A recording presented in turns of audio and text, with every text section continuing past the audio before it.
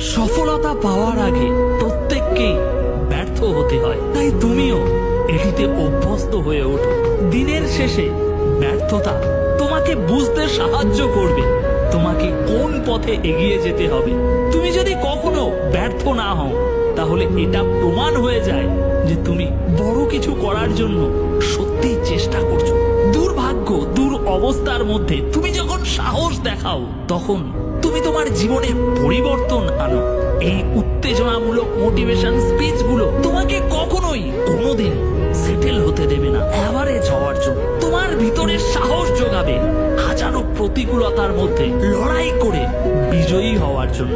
আমরা এমন মানুষদের দ্বারা সবচেয়ে বেশি অনুপ্রাণিত হই যারা অনেক বড় বড় সমস্যার সম্মুখীন হয়েছে কিন্তু কখনো হাল ছাড়েনি।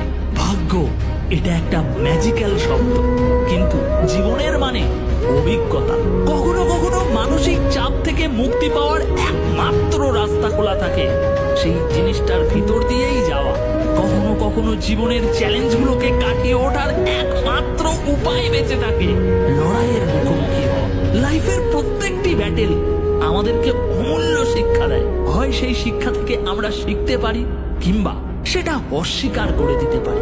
From a evolutionary perspective, the human mind's primary goal তোমাকে সুরক্ষিত রাখা, নিরাপদ রাখা। কিন্তু কখনো কখনো এটা নিজ ক্ষতি, নিজ পরাজয়ের দিকে তোমাকে পরিচালিত করে। কারণ তুমি সব থেকে সুরক্ষিত থাকো কমফর্ট জোনের মধ্যে থাকে, কোনো ধরনের রিস্ক না নিলে।